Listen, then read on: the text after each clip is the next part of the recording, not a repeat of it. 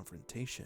Thus, a system was put in place to prevent the anomaly's rampage, and this system was used against the 4 anomalies before Neo. The first step in controlling this anomaly is to trap the code inside a human. Step 2 is to extract this human from the simulation and send it out into the real world so that it can interact with the humans of Zion. Step 3 is to trick the humans of Zion to believe that he is some kind of mythological savior. And Step 4, strengthen the bond between the anomaly and the humans.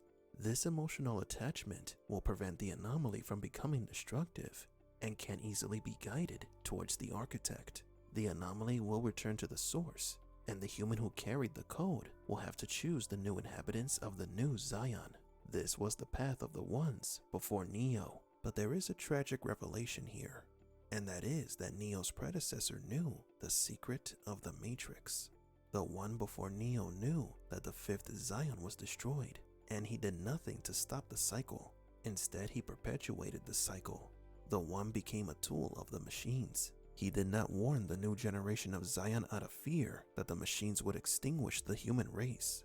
Neo's predecessor freed people from the Matrix using his powers to convince them that there is hope for freedom, helping them create the foundation of the new Zion, knowing that everything was a lie.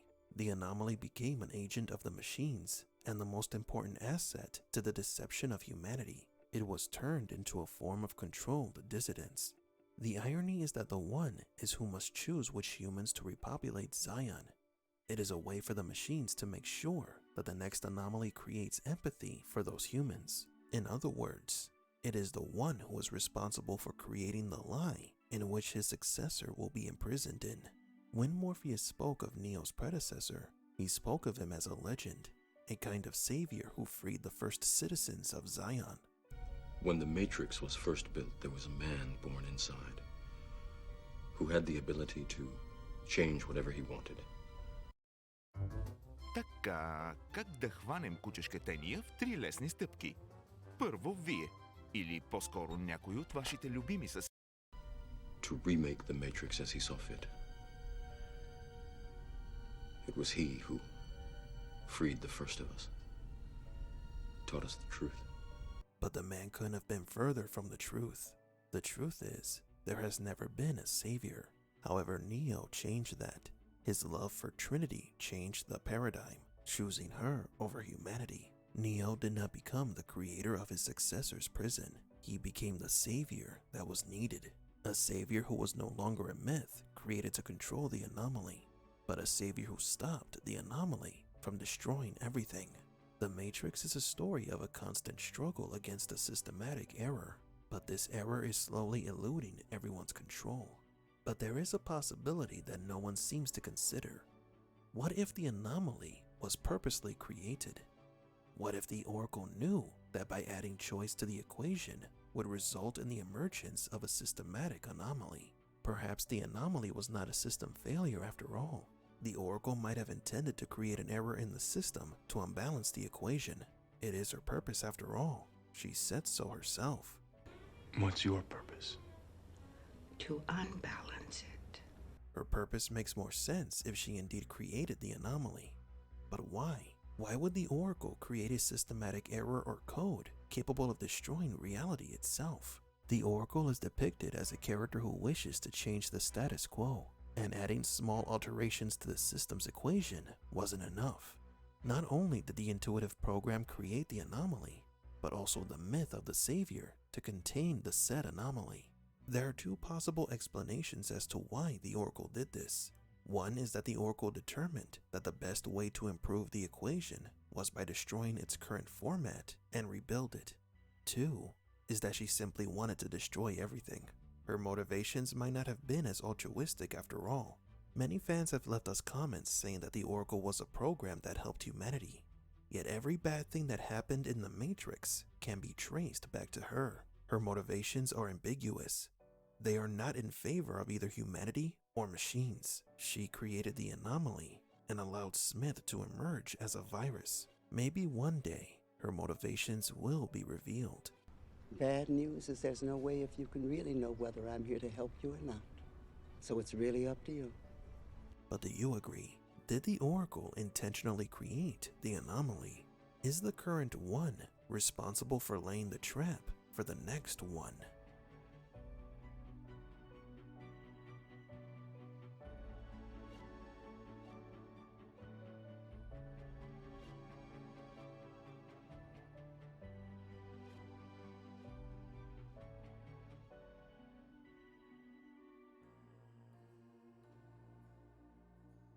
We are just a few months away from the premiere of The Matrix 4, and recent news have shed light on what we could expect in this new installment.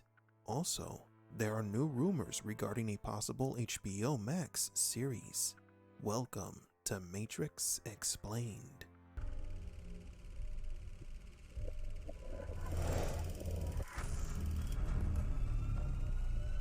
Welcome to the desert of the real.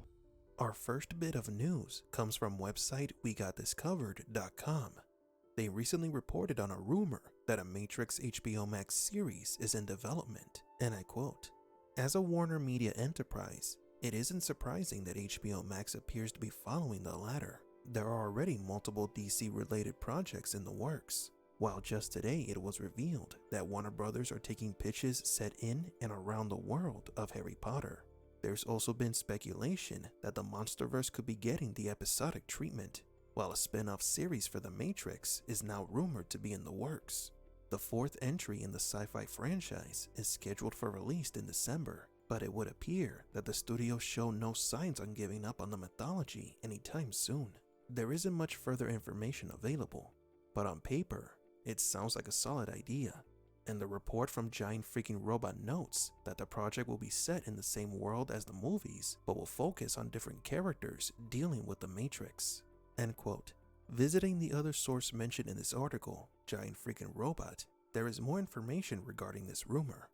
One part states that the rumor comes from a source who has leaked information about Marvel in the past, and I quote, "Our trusted inside source, the same one that gave us our confirmed scoop about Josh Brolin returning as Thanos in the Marvel Cinematic Universe, has learned that a big-budget Matrix series is in the works for HBO Max. The show will be set in the same world as the movies, but will focus on different characters dealing with the Matrix. If we were willing to place a bet, it is likely that this series will be announced closer to the release of the fourth film in the series. That will add some additional hype to the new movie, and let fans know that Warner Brothers is committed to expanding the universe." End quote. This news dropped the same day of the reporting that an alleged Harry Potter HBO Max series is also in production. However, this website is not an official news site, so please take these rumors as they are, rumors. Although of course, it would make sense for Warner to create a Matrix series. Other studios such as Disney are taking full advantage of its franchises and making new shows and movies exclusive to their respective streaming platforms. It is also a marketable way to expand the Matrix universe into other media. The Animatrix demonstrated this decades ago. Different stories from the Matrix lore being told using different formats. An anthology show similar to Black Mirror that narrates the lives of different people within the Matrix universe, inside and outside the simulation. Or maybe stories within the different versions of the Matrix, such as Paradise and Nightmare. Since 2019, we've known of a second Matrix project currently in development, written and directed by Zach Penn. This movie was originally thought to be a reboot of the franchise. However, later it was confirmed by Penn that it wasn't a reboot, but no more information was given. Therefore, there is the possibility that Penn's Matrix project could have been turned into this rumored HBO Max series. Our second bit of news comes from one of the new cast members of Matrix 4, Yahya Abdul-Mateen II. It has been heavily rumored that Mateen could be playing a younger Morpheus, or the son of Morpheus and Niobe. During an interview with Variety.com, the actor disclosed some new details regarding the movie's production and script. And I quote, "Yahya Abdul-Mateen II may be starring in the fourth Matrix movie, but don't ask him to explain what the franchise is about. No one understands the Matrix except for Keanu Reeves and Lana Wachowski," Abdul-Mateen tells me. So how did the actor approach his work? You learn to find meaning, and then you go test it out, he says. If no one says anything, then you just trust that you ended up doing the right thing. The Matrix audition wasn't as intense as one might assume. It was maybe 2 days, Abdul-Mateen recalls. Lana and I did more conversing than we did acting in that audition because she's building a family. He was in a New York hotel room for work when Wachowski called him on FaceTime. She said, "I would love to invite you to the family," Abdul Mateen says. "I had the biggest smile in the world because I'm going to be in the Matrix. I was on top of the world, man." End quote. In his interview, Yahya mentions that only Keanu and Lana understands the Matrix. This could indicate that the film will not have a by-the-numbers story, so we should expect the same level of depth that distinguishes the Matrix. The new film might have been difficult to understand for the new actors, but not for Keanu or Lana. Remember that Keanu Reeves, before taking on the role of Neo, had to read several philosophical books to gain some level of understanding as to what the Matrix was going to be about. So we expect the Matrix 4 to also have some deep philosophical content. And something that we've continuously seen is that Lana Wachowski was creating the team for the movie as if it were a family, prioritizing the welfare of those who worked in it. And our last bit of news comes from actress Priyanka Chopra. Chopra also gave a statement in regards to her role in Matrix 4 to Variety.com, and I quote, "In the Matrix 4, will we get to see you frozen in the air and kicking someone in the face?" Laughs. "No, I can't say much, but she's something you don't expect. What I can say is I finished filming, and it was the first movie I did after lockdown, and I never felt safer on set." End quote. Her statements are interesting because the roles that Chopra has played in the past were often acrobatic and used as weapons. The fact that she mentions that she's something we don't expect could imply that she won't be shooting or hitting anybody. This increases the possibility that Chopra is playing the character that many of us have theorized, the adult version of Sati. We are eager to see a trailer or some official advertising picture that can give us some more information about Matrix 4 or any other Matrix-related production. Remember when exercise was fun? It's time to take fitness into your own hands. But do you agree? Will Priyanka Chopra play the adult version of Sati? Why would Mateen mention that only Keanu and Lana understand the Matrix? What do you think about the rumors of a Matrix HBO Max series?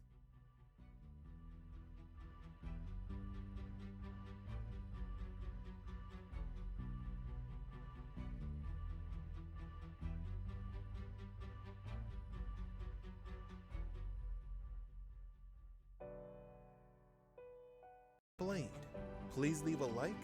With the upcoming release of Matrix 4, all eyes are once again pointing at this universe. For some, The Matrix was a historical event that left its mark in film history and is remembered with much fondness.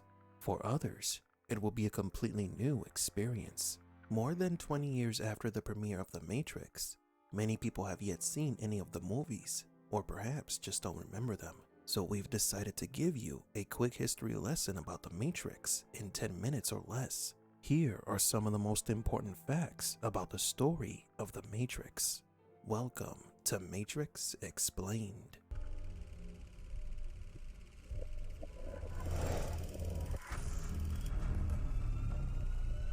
Welcome to the desert of the real.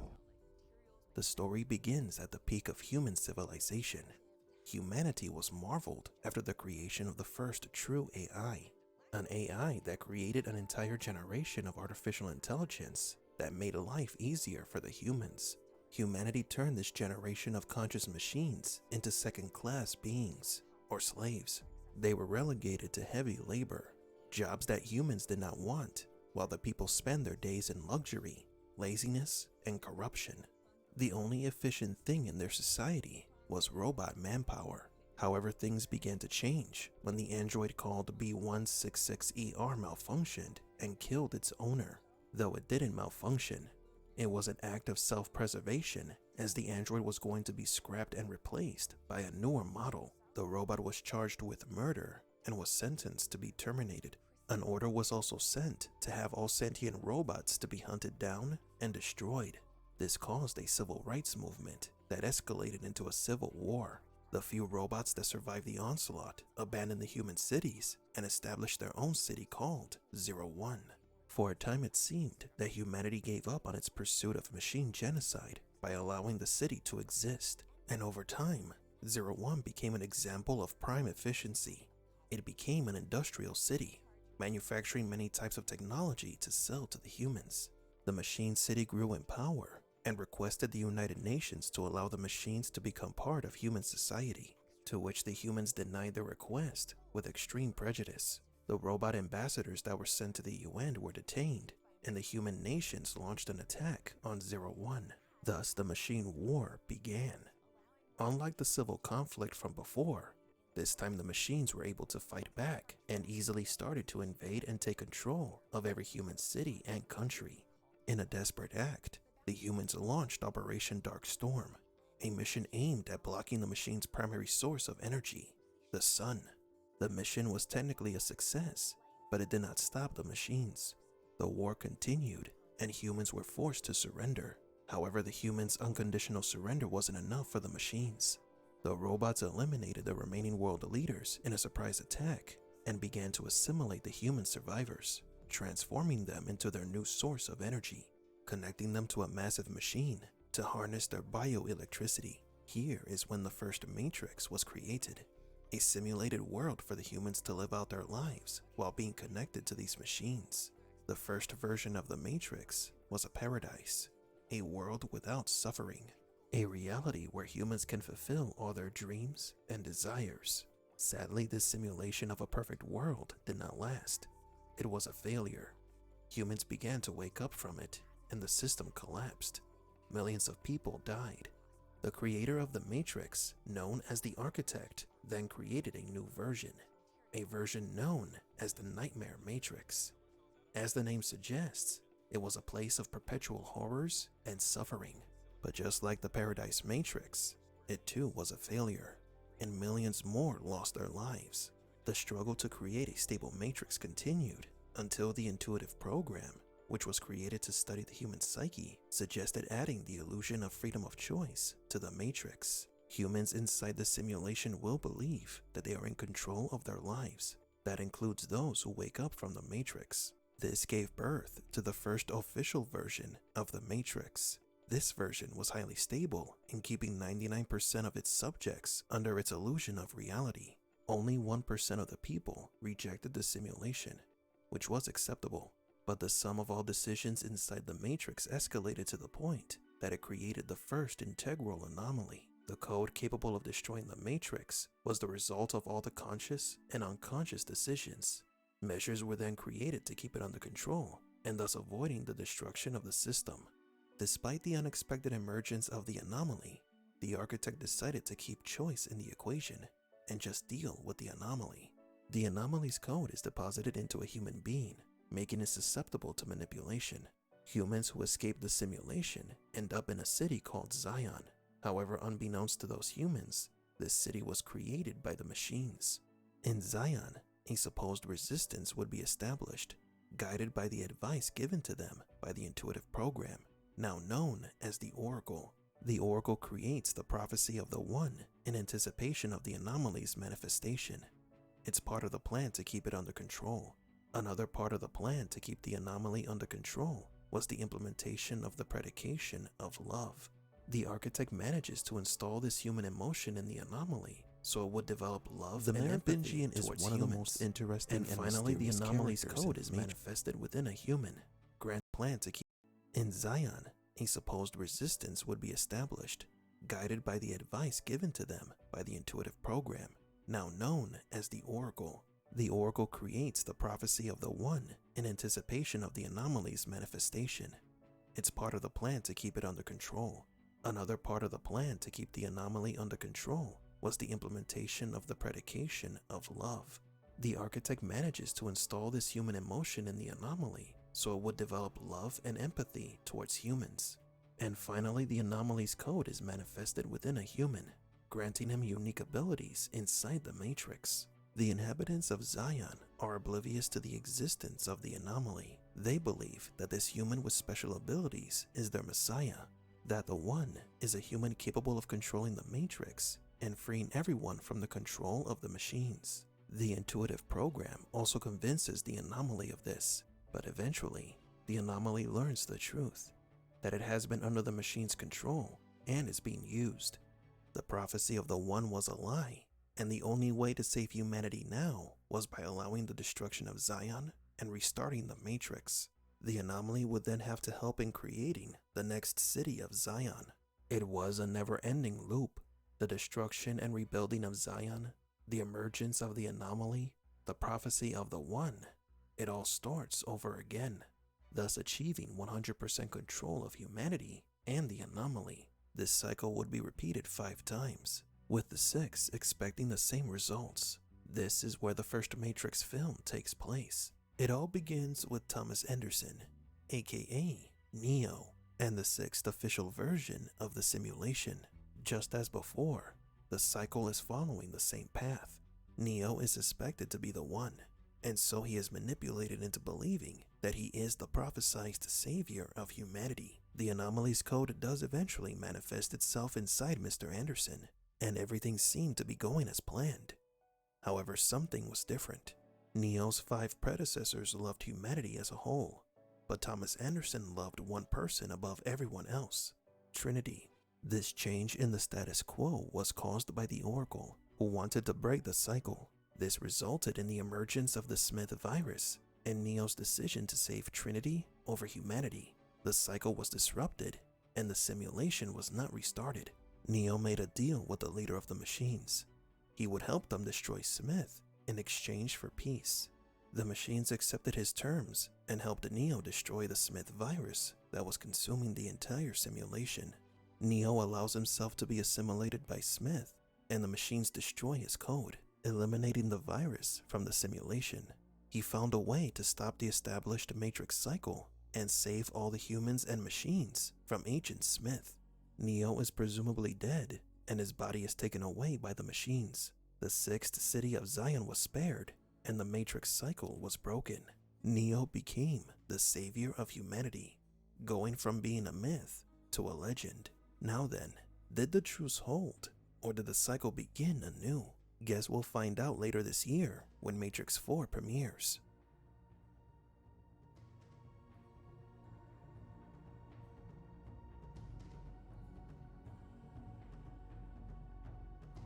There are some strange theories regarding the Matrix, such as the real world is another layer of the simulation, or the one about aliens controlling the machines. One of these theories that caught our attention is one that could completely change our original perception of what the Matrix is. What if everything that we saw in the films happened inside the mind of one person or machine? What if the Matrix was a simulated experiment? This is the theory of machine solipsism. Welcome to Matrix Explained.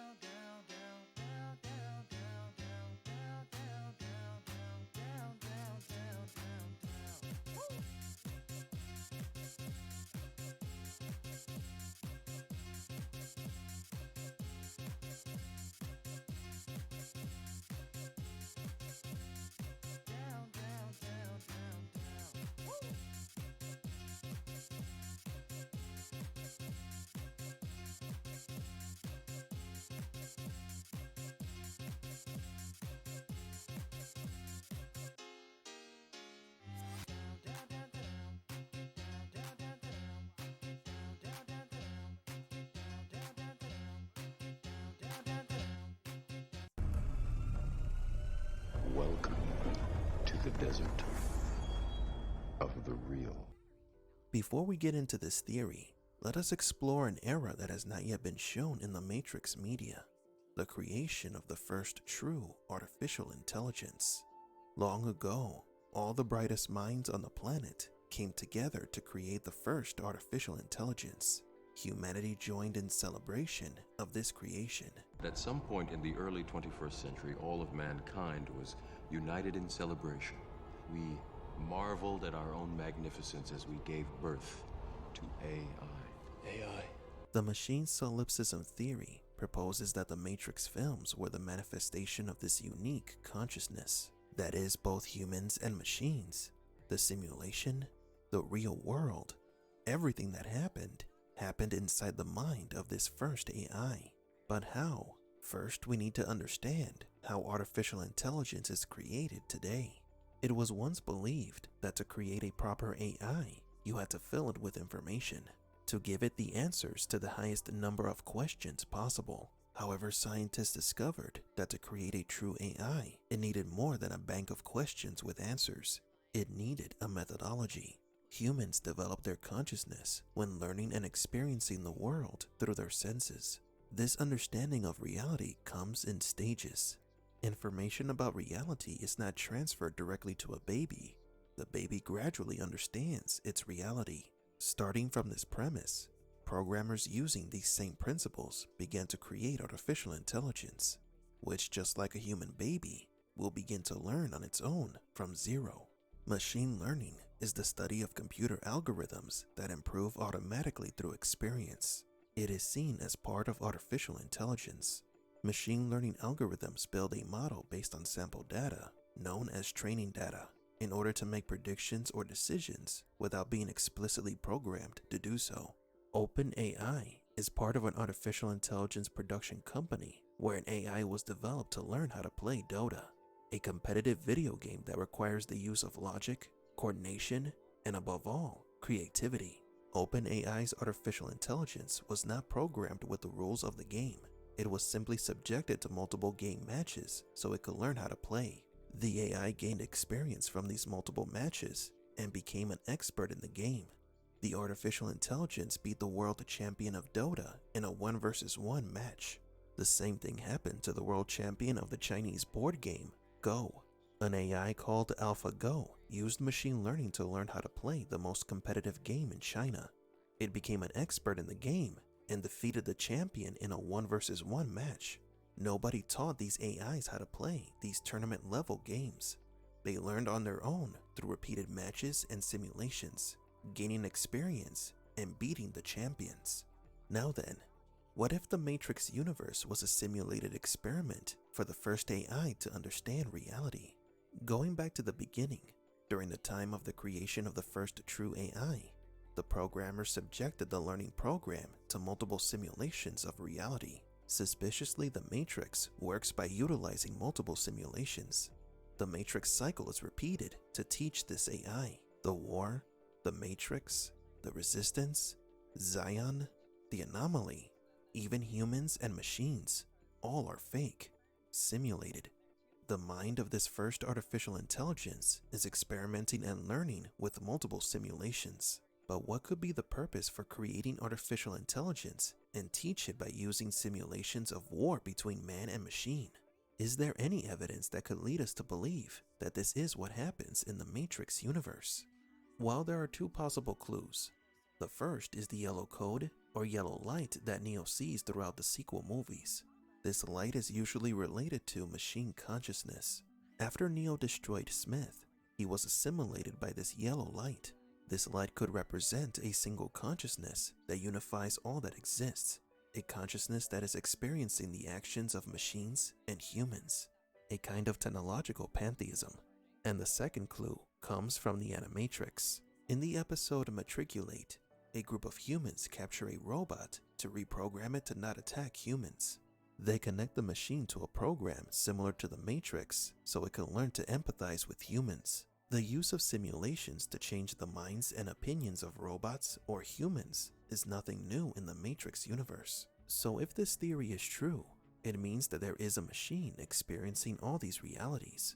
But to what end? Well, it seems that both man and machine are seeking peace. The Oracle's understanding that the only way to find peace is for the humans and machines to work together, and the truce made between Neo and Deus Ex Machina. For a single artificial intelligence to experience the tragedies of war, the fear and hatred the humans had towards the machines, the revenge of the machines, and Neo's sacrifice could have turned the AI into a benevolent being. And perhaps this is the goal, to create a magnanimous artificial consciousness, one that would never seek to destroy, but rather to understand and preserve. There is no reason why this AI conditioning could not happen on a larger scale than what was depicted in Matriculate. It would be ironic that after so many humans struggle to wake up to reality, it is a machine that needs to wake up to reality.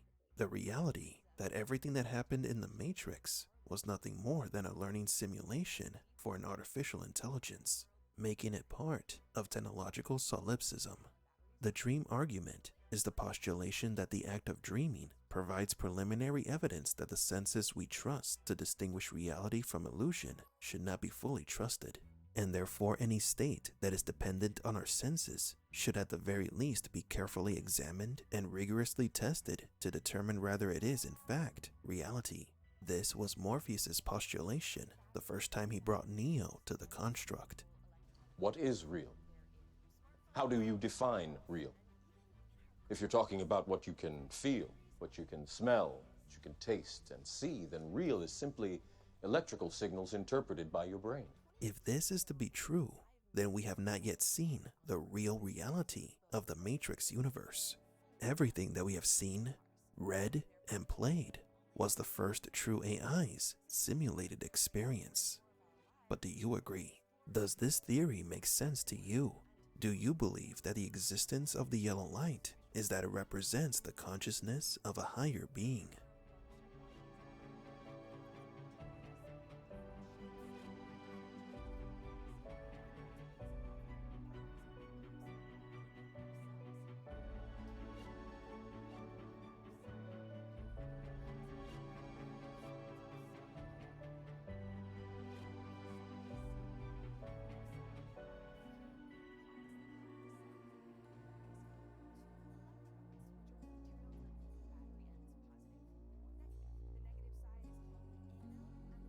For Matrix Explained, please leave a like and subscribe.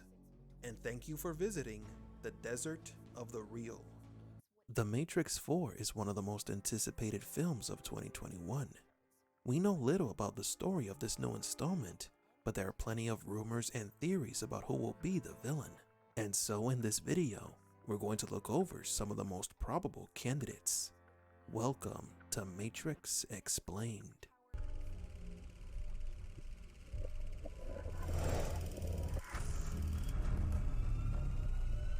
Welcome to the desert of the real.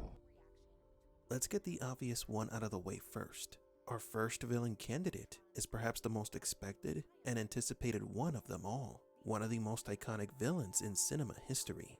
The rogue agent turned virus and Neo's arch nemesis, Agent Smith.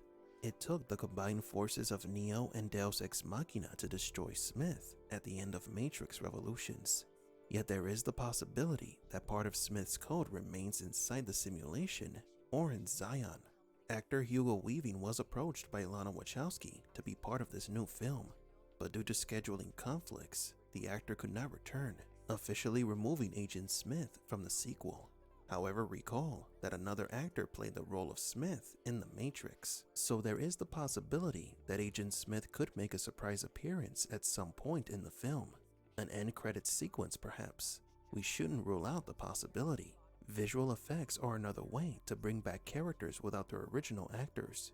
Such was the case with Luke Skywalker in The Mandalorian.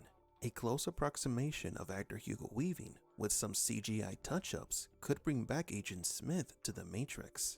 And who better to be the villain than the most dangerous virus to have ever existed in this universe? The one who nearly destroyed the Matrix, and who could be the cause for Neo's return in Matrix 4. Our second candidate is the Merovingian. Introduced in Matrix Reloaded, the Frenchman is described as one of the oldest programs in the Matrix. The Keymaker, Yes, he disappeared some time ago. We did not know what happened to him until now. He's being held prisoner by a very dangerous program. One of the oldest of us. He is called the Merovingian. The origin of the Merovingian is somewhat of an enigma. Not much is known. It is speculated that this program emerged during the Second Renaissance of the Machine War. The Merovingian is the leader of the exiles, programs that he helped escape deletion, who now work for him. Now don't misunderstand his intentions. The Merovingian is not altruistic or benevolent. Everything he does is for selfish reasons. He wants power, and the more exiles that are placed under his beck and call, the more powerful and dangerous he becomes. The Frenchman could easily be the villain in Matrix 4, given the fact that it was he who caused the breaking of the human-machine truce in the story of Matrix Online, which is still, as of this video, considered canon. The Merovingian represents cause and effect, with plot devices such as free will and purpose being exposed and resolved in the original trilogy. Perhaps cause and effect will be the new plot device that needs to be deconstructed, resulting in a confrontation with the Frenchman and his army of exiles.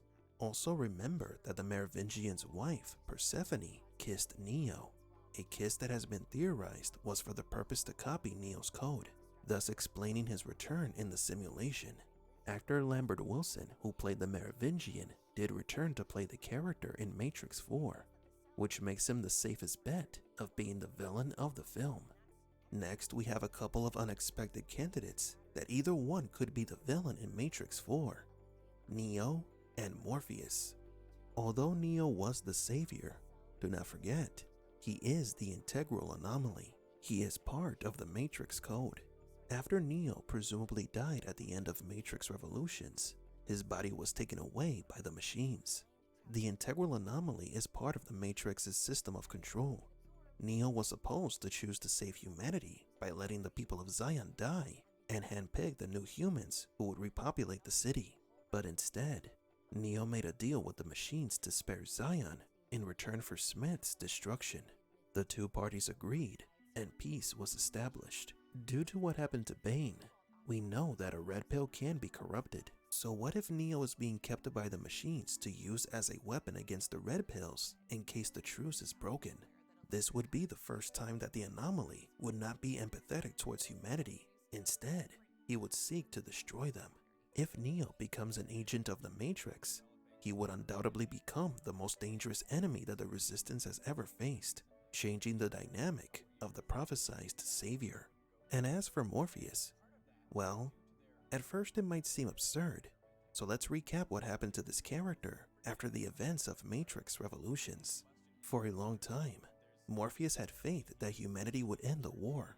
His faith was so strong that it resulted in the breaking of his relationship with Niobe. The man was borderline obsessed with following the path that the Oracle laid out for him. Originally, Morpheus experienced frustration for failing to identify the One 5 times before he found Neo.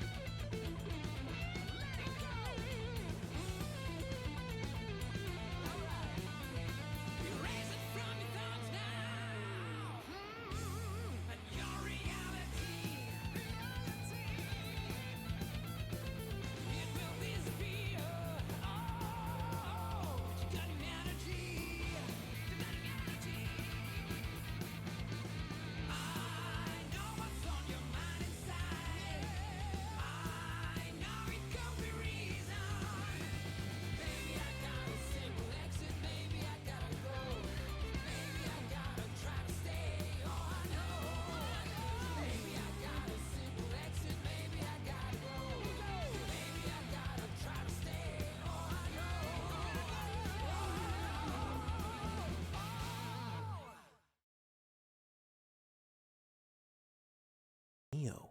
His mistake led to the deaths of these 5 innocent individuals, all because he was blindly following the Oracle's words.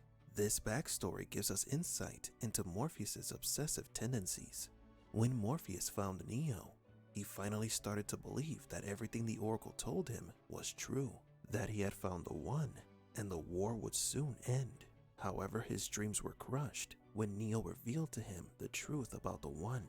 It was a lie, Morpheus. The prophecy was a lie. The One was never meant to end anything. It was all another system of control. Morpheus's faith was further shattered after his ship was destroyed, and when he met the Oracle's new shell. I know, Morpheus. I can see you are filled with doubt, clouded by uncertainty. After everything that has happened, how can you expect me to believe you? Needless to say, Morpheus's convictions were gradually destroyed during the trilogy. He went from being a believer to a skeptic. He was in disbelief when the Sentinels seized their attack on Zion. Is this real? In The Matrix Online, Morpheus went to the Oracle to ask that Neo's body be returned to the people of Zion, but was denied. The machines claimed that they did not have it. Why won't they give up his remains? They say they haven't recycled them. They belong in Zion, in a holy place. He saved us. He saved them. He saved the Matrix. Sounds like you found your purpose. But is it right? Will I be successful? One doesn't necessarily go with the other, does it? Morpheus then went on a crusade to disrupt the Matrix and force people to see the truth.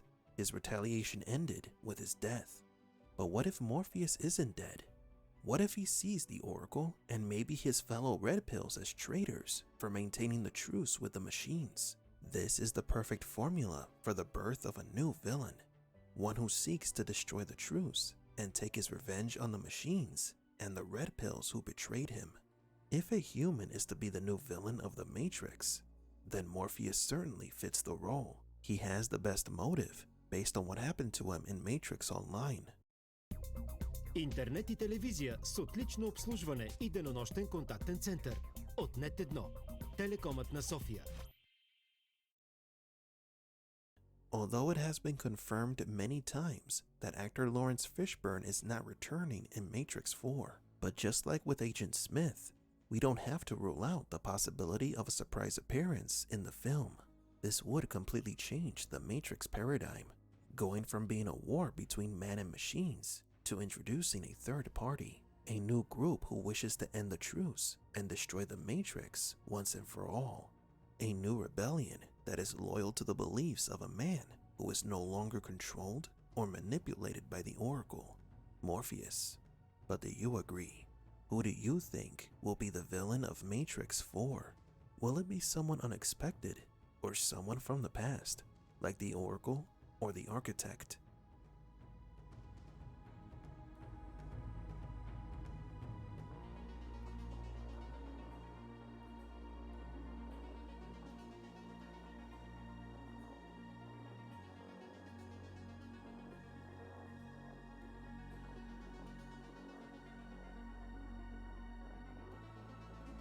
For Matrix Explained, please leave a like and subscribe. And thank you for visiting the Desert of the Real.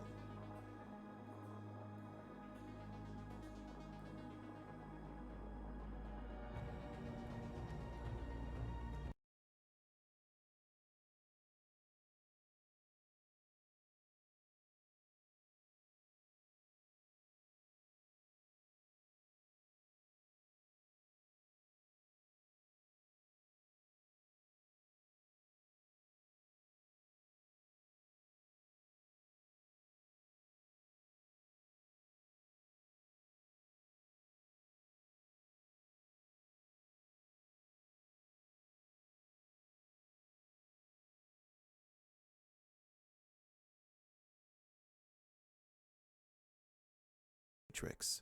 One of the few returning characters in Matrix 4 and one that holds several fundamental secrets that could affect the story of the upcoming sequel. Would you believe me if I told you that the Merovingian has a school for young exiles to educate and groom them to become members of his clan?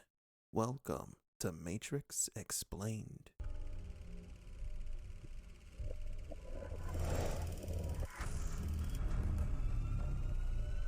Welcome to the desert of the real. The origin of the Merovingian can be traced back to the Second Renaissance during the Machine War. The first time we ever heard of the Merovingian was from the Oracle, who sent Neo to meet him. The Oracle described the Frenchman as being one of the oldest programs, which corroborates with the speculation that the Merovingian has been around since the war. He's being held prisoner by a very dangerous program. One of the oldest of us. He is called the Merovingian. After his introduction, he is established as quite the philosopher, a leader of a group of programs who do not agree with the system, and someone who has a grudge against the Oracle. Recently, it has come into our possession, the official guide of the Matrix Online video game, the continuation of the Matrix Revolutions. In it, there is much interesting information about multiple characters of the Matrix. As of this video, the story of Matrix Online is still considered canon, so the information documented in this guide is still relevant. The page describing the Merovingian is especially interesting. It reads, "The Merovingian is the hedonistic crime lord of the Matrix.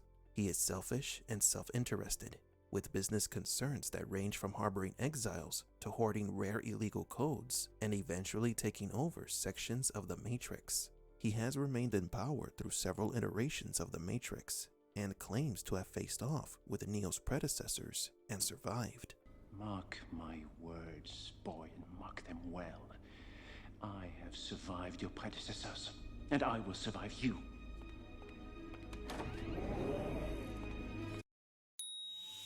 Вие сте млада двойка. Искате да пробвате нови неща. Започвате с гранчарство. Правите вази. Много добре се справяте. Поизцапахте се малко. Имате енергоспестяващи перални и сушилня Беко. Бързо и лесно изпирате и изсушавате, а със специалните хигиенни програми дрехите ви са максимално защитени и дезинфекцирани. Айде пак. И това за един ден се научихте. Браво! Някои неща е по-добре да ги имаш. Пералния Беко с инверторен мотор и функция за лесно гладене с пара и сушилния Беко с термопомпа и капацитет 8 кг. Сега с 5 години гаранция на супер цени и на изплащане без оскъпяване. Технополис. Прави живота по-хубав. The Merovingian's control of events in the Matrix are far-reaching, but not complete. He is still an exile and still must fear the machines, though he would never admit it. His unique assets include a construct called the Mobile Ave Station, a place between the Machine City and the Matrix that programs can use as a secret conduit to reach the Matrix if they are to become exiles. Expatriate programs often find themselves indebted to the Merovingian when they reach the Matrix and must serve him in return for their passage. In addition, some exiles have given their children over to the Merovingian at Mobile Ave, sending them into the Matrix rather than allowing their code to be deleted in the source. These exiled orphans usually end up at the L'École de la Tour, an elite boarding school run by his organization, where exiled children are schooled in academics, culture, business, and combat. Graduates of the tower, as the students call it, often go on to become his most efficient and trusted operatives, valuable assets to his organization. The Merovingian is married to Persephone, an exiled who he once coveted enough to force to his side through trickery. Their relationship has deteriorated greatly, but the Merovingian is trapped by his own past deeds into spending at least half a year with Persephone in residence at his chateau. The Merovingian is not an easy man to see, but he can most often be encountered at his restaurant, La Vraie, or at the ultra-exclusive Hell Club, both located downtown. Pretty interesting stuff, right? The Frenchman is described as a collector of illegal and rare codes, so maybe the code that he used on the woman's dessert in the restaurant was not a code that he created, but rather a code that he obtained through illegal means. The fact that certain codes are labeled as illegal is in itself interesting, because it means that the architect filters through the codes and deems them legal or not legal, which codes can be used in the Matrix and which codes cannot. Perhaps some of these illegal codes come from other versions of the simulation. The page confirms that the Merovingian does fear the machines, but he hides it well. He is also pretty good at hiding, which is why it is difficult to get an audience with him. He is very cautious. But the most interesting detail found in this description is the Merovingian's school. When we met Sati in Matrix Revolutions, we believed her to be someone special and unique, the first program to be born from other programs, the first child.